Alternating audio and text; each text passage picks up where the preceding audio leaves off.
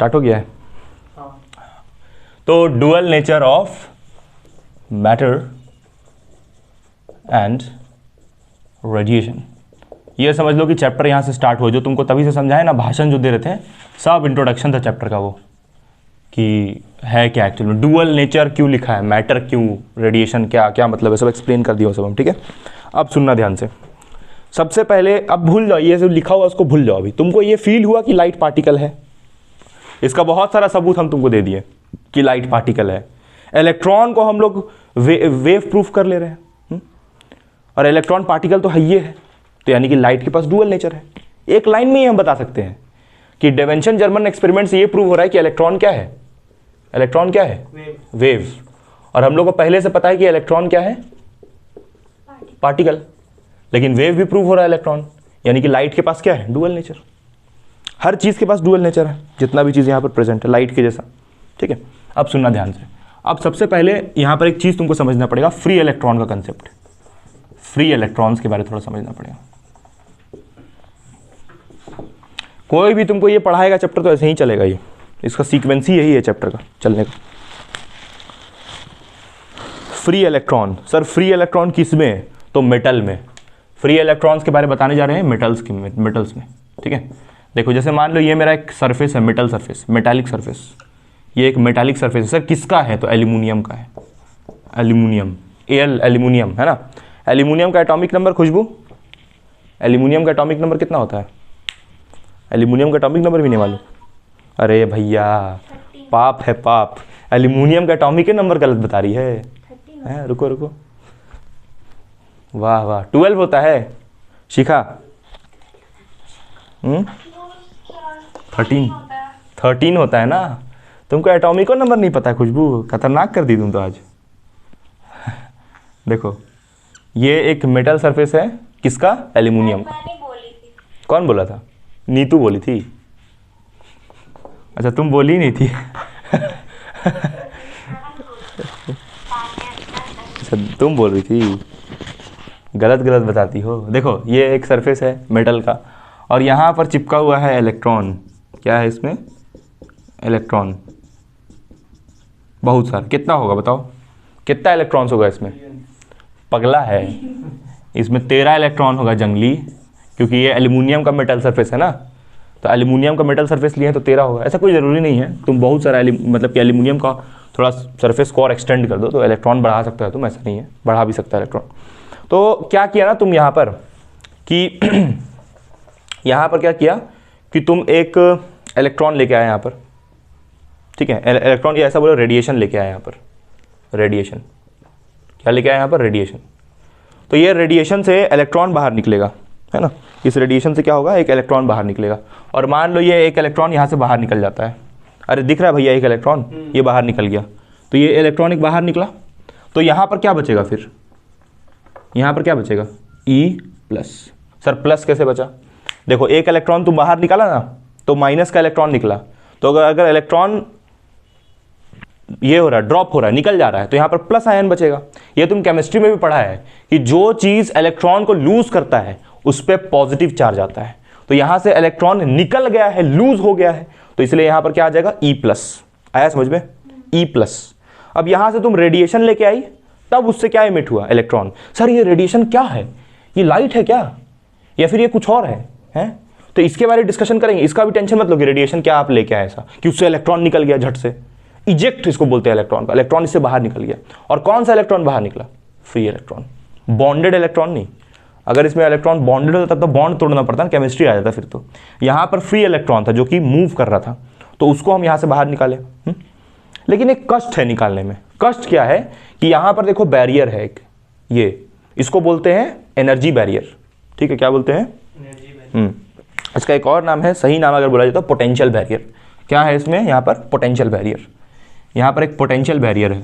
Sir potential barrier क्या करेगा, तो ये पोटेंशियल बैरियर को पहले पार करना पड़ेगा, तब यहाँ से इलेक्ट्रॉन बाहर निकलेगा। पोटेंशियल बैरियर को ओवरकम करना पड़ेगा, तब इलेक्ट्रॉन बाहर निकलेगा यहाँ से।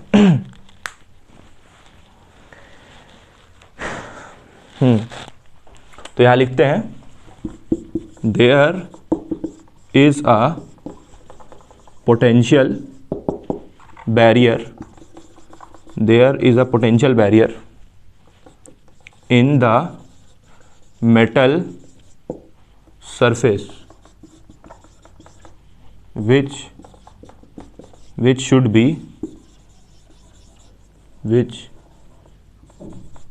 be overcome by किससे? By electrons. इलेक्ट्रॉन्स उस बैरियर को ओवरकम करेगा। ओवरकम कैसे करेगा? ज़्यादा से ज़्यादा एनर्जी देके, ठीक है। Overcome, electrons should which should be overcome, उस एनर्जी को ओवरकम करना पड़ेगा। तब इलेक्ट्रॉन वहां से क्या करेगा? तब इलेक्ट्रॉन वहां से एस्केप करेगा, है ना। यहां लिखते हैं then the electrons will escape, तब इलेक्ट्रॉन उस मेटल सरफेस से एस्केप करेगा, तब इलेक्ट्रॉन उस मेटल सरफेस को छोड़ के बाहर निकलेगा। कब कब कब कब? जब इस पोटेंशियल बैरियर को हम क्या करेंगे? ओवरकम। सर क्या क्या बोल रहे हैं, कैसे ओवरकम करेंगे? पोटेंशियल बैरियर समझ में आया ना, इसको बोल रहे हैं पोटेंशियल बैरियर, ठीक है। इसको ओवरकम करना है। सर ओवरकम कैसे करना है वो भी हम बता रहे हैं। ये यहाँ पर जो बना है ना ये सरफेसेस, इसको पोटेंशियल बैरियर बोल रहे हैं, इधर जो बना है इस तरफ, तो इसको ओवरकम करना पड़ेगा, ठीक है। सर कैसे ओवरकम करना पड़ेगा अभी बता रहे हैं। ओवरकम करने के लिए हम लोग बाहर से क्या देंगे? रेडिएशन। बाहर से क्या देंगे? एक रेडिएशन। और वो रेडिएशन इतना देंगे, सुनना ध्यान से, ये रेडिएशन का वैल्यू इतना होगा कि आराम से एक इलेक्ट्रॉन इजेक्ट हो जाए। क्या मतलब है सर? देखो जैसे मान लो कि ये दीवार को तोड़ना है, ठीक है, इस दीवार को तोड़ना है मान लो, है ना। तो इसको तोड़ने के लिए एक मिनिमम एनर्जी चाहिए। मैक्सिमम तो तुम जितना चाहो उतना लगा लो, अरे जितना दम लगा लो, टूटेगा तो पक्का ही, लेकिन एक मिनिमम एनर्जी होता है ना जी, कि तुम इतना मिनिमम एनर्जी तुम्हारे पास होना चाहिए कि तुम दीवार तोड़ दो। जैसे तुमको मिनिमम मार्क्स कितना होता है? 23 होता है पास होने के लिए। बाकी तुम 23 से कितना भी ले आओ, पास तो हो गई कंफर्म, लेकिन मिनिमम मार्क्स कितना है? 23। अगर 23 से कम हुआ तो तुम क्या हो जाएगा? फेल। ठीक वैसे ही इसके साथ भी है। यहां पर तुमको सुनना, यहां पर तुमको इस मेटल सरफेस को एक मिनिमम एनर्जी देना पड़ेगा ताकि ये इलेक्ट्रॉन यहां से उखड़ करके बाहर आ जाए। एक मिनिमम एनर्जी। उससे ज्यादा दिया तो बहुत अच्छी बात है, ज्यादा दिया तो बहुत अच्छी बात है, लेकिन कम से कम एक वैल्यू है वो। हाँ, मिनिमम रिक्वायरमेंट है वो तो फुलफिल करना पड़ेगा ना। तो उस मिनिमम रिक्वायरमेंट को बोलते हैं वर्क फंक्शन। क्या बोलते हैं? Work function. Sir what is work function? Work function का मतलब होता है वो मिनिमम अमाउंट ऑफ एनर्जी जो हमको इस मेटल सरफेस को देना पड़ता है। सर क्यों देंगे? ताकि यहां से इलेक्ट्रॉन बाहर निकले। और वो किस फॉर्म में देना पड़ता है एनर्जी को? रेडिएशन के फॉर्म में, ठीक है। अच्छा, वो इलेक्ट्रॉन फ्री होना चाहिए। हाँ, ये फ्री इलेक्ट्रॉन्स पे ही हम लोग करवाते हैं, और फ्री इलेक्ट्रॉन्स ही यहां से इजेक्ट होता है। कैसे पता चलेगा कौन फ्री है? जो इलेक्ट्रॉन बाहर निकलेगा, जो इलेक्ट्रॉन, जैसे रेडिएशन हम यहां से दिए, रेडिएशन यहां से हमको थोड़ी इलेक्ट्रॉन दिख रहा है भाई, है रेडिएशन दिए, यहां ये रेडिएशन आएगा, इस पूरे मेटल सरफेस के ऊपर पड़ेगा, खाली यही नहीं पड़ेगा, पूरे सरफेस में पड़ेगा ये रेडिएशन। तो इलेक्ट्रॉन्स जैसे बाहर निकलने लगा, तो जैसे ये देखो बाहर निकला, तो ये कौन सा इलेक्ट्रॉन होगा? Free electron. फ्री इलेक्ट्रॉन है तभी ना बाहर निकल रहा है। अगर बॉन्डेड होता है इलेक्ट्रॉन तो कहां से बाहर निकलता? बॉन्डेड स्टेट वाला इलेक्ट्रॉन एक ही नहीं, बहुत सारा निकलता है। तुम रेडिएशन भी एक थोड़ी देती हो, बहुत सारा रेडिएशन यहां से देती हो। और वो रेडिएशन क्या होता है? लाइट। वो रेडिएशन क्या देती हो? लाइट। तुम यहां पर लाइट ऐसे देती हो, लाइट ही रेडिएशन चलता है यहां पर, लाइट का। और लाइट में क्या होता है? क्या होता है लाइट में? फोटॉन्स। लाइट में क्या होता है? फोटॉन्स। अब बताओ लाइट यहां पर कैसा नेचर शो करेगा? देखो लाइट के सामने तुम बताना खुशबू, यहां पर लाइट के सामने कौन है? ये जो लाइट आ रहा है उसके सामने कौन है? इलेक्ट्रॉन। लाइट के सामने कौन है? इलेक्ट्रॉन।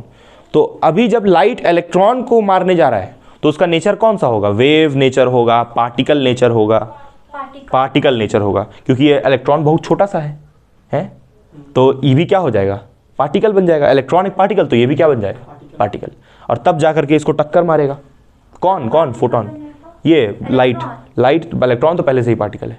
ये जो लाइट जो आ रहा है उसमें पैकेट्स होता है ना, एनर्जी पैकेट्स, जिसको बोलते हैं फोटोन।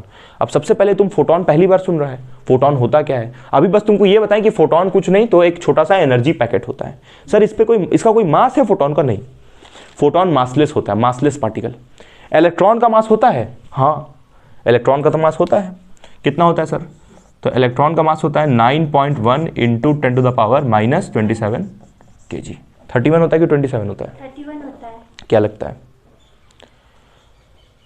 तुम बताओ ये खुशबू, इलेक्ट्रॉन का मास 9.1 इंटू 10⁻⁻27 होगा कि -31? याद होना चाहिए यार, ये पूरा साल पढ़ लियो। बोलो बोलो बोलो। पावर में तो 31 ही होगा। हाँ पक्का, पक्का सही बोल रही हो। इसका पावर में होता है 31, ठीक है। और जो फोटोन होता है, प्रोटॉन होता है, सॉरी प्रोटॉन P+, प्रोटॉन का मास कितना होता है? 1.67 इंटू 10⁻⁻27 kg।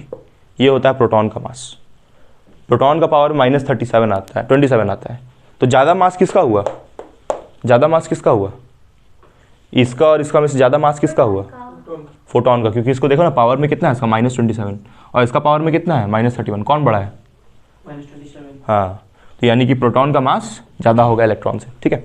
तो ये इलेक्ट्रॉन्स, अच्छा ये जो, लेकिन ये जो फोटोन है, सुनना, प्रोटॉन अलग चीज़ है, प्रोटॉन तो अलग चीज़ हुआ ना, इलेक्ट्रॉन एक अलग चीज़ है। और एक और नया नाम क्या आया तुम्हारे पास? फोटोन। फोटोन किस में होता है सर? तो फोटोन इस लाइट में ही प्रेजेंट होता है। लाइट में ही जो पैकेट्स हो रहे हैं ना, इसको हम लोग क्या बोलते हैं? फोटॉन्स बोलते हैं।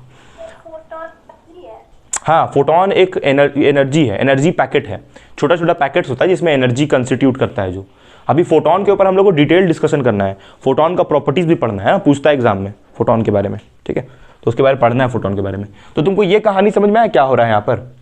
यहाँ पर कहानी ये हो रहा है कि यहाँ से हम लोग रेडिएशन भेज रहे हैं, इलेक्ट्रॉन यहाँ से निकल रहा है ना। तो सर फिजिक्स ऐसे थोड़ी होता है, फिजिक्स सर कितना रेडिएशन भेज रहे हैं ये बताइए।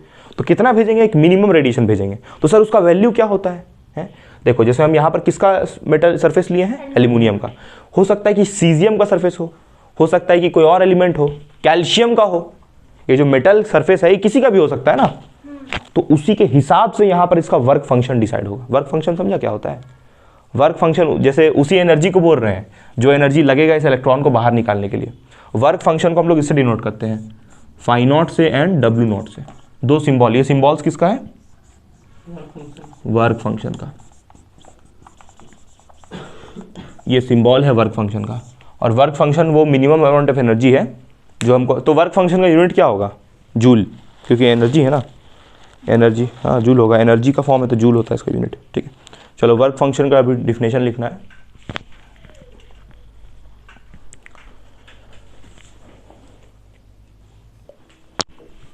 डिफिनेशन लिख लो इसका, वर्क फंक्शन का। किसका डिफिनेशन लिखवा रहे हैं? Work function. ये Fn का मतलब फंक्शन है ना, the minimum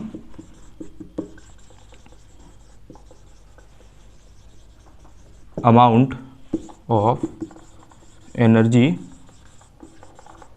required to eject an electron from, कहाँ से इजेक्ट करते हैं इलेक्ट्रॉन को? Metal surface, metal surface. अब ये वर्क फंक्शन का ना फॉर्मूलाज भी होता है। वर्क फंक्शन का सिंबल तो यहाँ लिख दिए, देखो ये सिंबल्स लिख दिए। अब सुनना, यहाँ पर थोड़ा सा बता दे रहे हैं वर्क फंक्शन को। 2 मिनट और, वर्क फंक्शन के बारे में 2 चीज़ और बता रहे हैं। अगला क्लास थोड़ा लंबा होगा, है ना, आज थोड़ा छोटा क्लास रखें क्योंकि हमको कुछ काम है इसीलिए।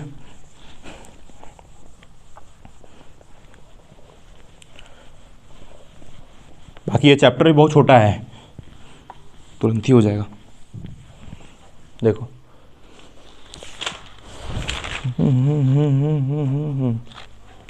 जैसे मेरे पास देखो एक ये मेटल सरफेस है, ये मेटल सरफेस मान लो सीजियम का है। किसका है? सीजियम का। और एक और मेटल सरफेस जो हम बनाए थे, ये मेटल सरफेस एल्यूमिनियम का, ठीक है। तो ये जो सीजियम वाला मेटल सरफेस है, ये इसका वर्क फंक्शन है 2.14 इलेक्ट्रॉन वोल्ट। कितना है? 2.14 इलेक्ट्रॉन वोल्ट, सीजियम वाला मेटल सरफेस का। और जो एल्यूमिनियम वाला मेटल सरफेस है उसका वर्क फंक्शन है 4.28 इलेक्ट्रॉन वोल्ट, ठीक है। देखो ये 2 वर्क फंक्शन है अलग अलग। ये तुम्हारा वर्क फंक्शन है सीजियम का और ये एल्यूमिनियम का। तो इसमें किसमें ज़्यादा एनर्जी लग रहा है? ये खुशबू, ज़्यादा एनर्जी किसमें लग रहा है? दोनों में से? एल्यूमीनियम वाले में। हाँ, क्योंकि एल्यूमिनियम जो होता है ना उसमें इलेक्ट्रॉन्स का जनसंख्या नंबर ऑफ इलेक्ट्रॉन्स इसमें क्या है, कम है। इसका एटॉमिक नंबर कितना होता है एल्यूमिनियम का, 13, तो इसमें इलेक्ट्रॉन कम है। और ये सीजियम का एटॉमिक नंबर पता नहीं कितना होता है, कुछ होता है बहुत ज़्यादा इसका, लेकिन होता है एटॉमिक नंबर, सीजियम का एटॉमिक नंबर ज़्यादा होता है, तो इसमें नंबर ऑफ इलेक्ट्रॉन्स ज़्यादा है। मतलब इसमें पूरा भीड़ लगा हुआ है, सब जगह इलेक्ट्रॉन, सब जगह पूरा भरा हुआ है, लेकिन इसमें गिना चुना इलेक्ट्रॉन है। तो इसमें तुमको ज़्यादा एनर्जी देना पड़ेगा ना इलेक्ट्रॉन निकालने के लिए, लेकिन इसमें तो बहुत सारा है तो आराम से निकल जाएगा इलेक्ट्रॉन। समझा? तो समझा वर्क फंक्शन क्या होता है? वर्क फंक्शन सबका अलग अलग होता है। देखो इस मेटल का कुछ और, इस इलेक्ट्रॉन वोल्ट, ये क्या है, ये ईवी का मतलब होता है इलेक्ट्रॉन वोल्ट।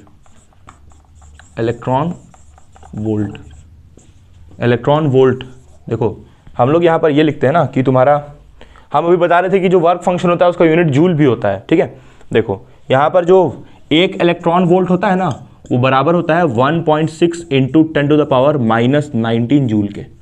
ठीक है, ये होता है तुम्हारा इसका वैल्यू जूल में, 1 इलेक्ट्रॉन वोल्ट का वैल्यू होता है जूल में।